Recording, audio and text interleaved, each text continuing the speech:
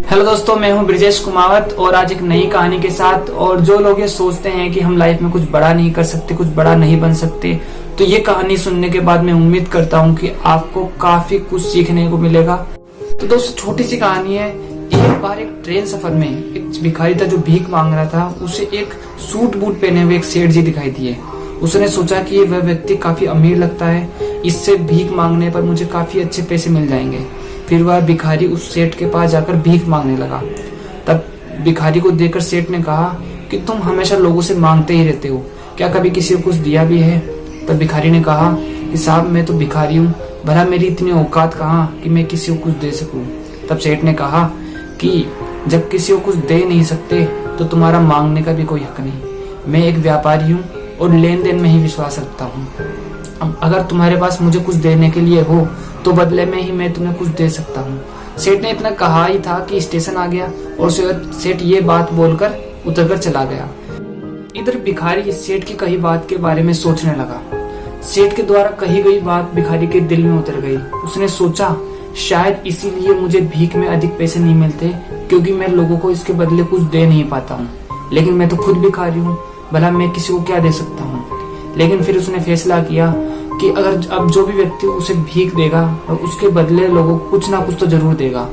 और यही सोचते सोचते पूरा दिन निकल गया, लेकिन उसे अपने सवाल का जवाब नहीं मिला। दूसरे दिन जब वह स्टेशन के पास बैठा हुआ था तो उसकी नजर कुछ फूलों पर पड़ी।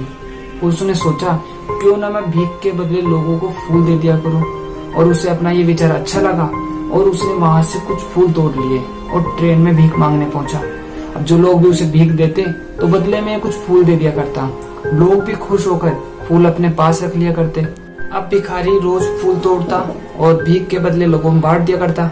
और उसने कुछ ही दिनों में महसूस किया कि अब उसे भीख में अधिक पैसे मिलने लगे हैं। जब उसके पास फूल रहते तब उसे भीख में अधिक पैसे मिलते, जब उसे भीख मिलती। लेकिन जब फूल बांटते बांटते खत्म हो जाते तो उसे भीख भी नहीं मिलती। अब रोज ऐसा ही चलता रहा। एक दिन जब वह ट्रेन में भीख मांग रहा था तो उसे वही सेठ ट्रेन में बैठा हुआ दिखाई दिया, जिसकी वजह से उसे कुछ फूल देने की प्रेरणा मिली थी। अब वह उस व्यक्ति के पास पहुंच गया और उससे कहा, आज मेरे पास आपको देने के लिए कुछ फूल है, कृपया मुझे कुछ भीख दीजिए, बदले में मैं आपको कुछ फूल दूंगा। अब सेठ ने उसे भीख में कुछ पैसे दे दिए और बदले में उस भिखारी ने कुछ फूल दे दिए। अब सेठ को भिखारी की यह बात काफी पसंद आई और उसने कहा कि आज तो तुम भी मेरी तरह एक व्यापारी बन गए हो। इतना कहकर सेठ अगले स्टेशन पर उतरकर चला गया। लेकिन एक बार फिर सेठ की कई बात भिखारी के दिल में उतर गई और वह इस बारे में सोचने लगा और खुश होने लगा। उसे लगने लगा कि उसके हाथ में सफलता की चाबी लग गई है, जिसके द्वारा वह अपना जीवन बदल सकता है। और वह आसमान की तरफ देखा और कहा कि मैं तो एक भिखारी नहीं हूँ, मैं तो एक व्यापारी हूँ और मैं भी सेठ जैसा बन सकता हूँ, मैं भी एक अमीर आदमी बन सकता हूँ। और अगले दिन वह भिखारी उस स्टेशन पर कभी दिखाई नहीं दिया। एक साल बाद इसी स्टेशन पर दो यात्री सूट बूट पहने हुए यात्रा कर रहे थे। दोनों ने एक दूसरे को देखा। तब पहले व्यक्ति ने दूसरे व्यक्ति से हाथ मिलाते हुए कहा कि क्या आपने मुझे पहचाना? तब सेठ ने कहा, नहीं, शायद हम पहली बार मिल रहे हैं। तब भिखारी ने कहा, सेठ जी याद कीजिए, हम पहली बार नहीं तीसरी बार मिल रहे हैं। तब सेठ ने कहा कि मुझे कुछ याद नहीं।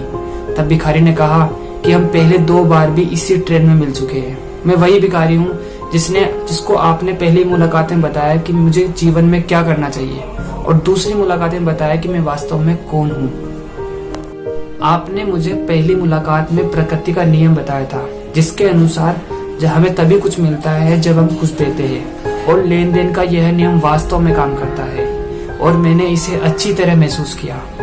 लेकिन मैं अपने आप को हमेशा भिखारी ही समझता रहा, इससे ऊपर उठकर कभी नहीं सोचा।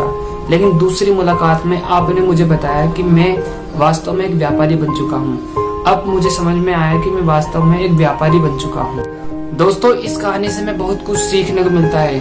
कहानी में सेठ जी लो और दो के नियम को बहुत अच्छी तरह जानता था और दुनिया के सभी बड़े व्यापारी पूंजीपति इस नियम का पालन करके ही बड़े व्यापारी बने हैं। और उम्मीद करता हूँ ये कहानी आपको काफी पसंद आई होगी।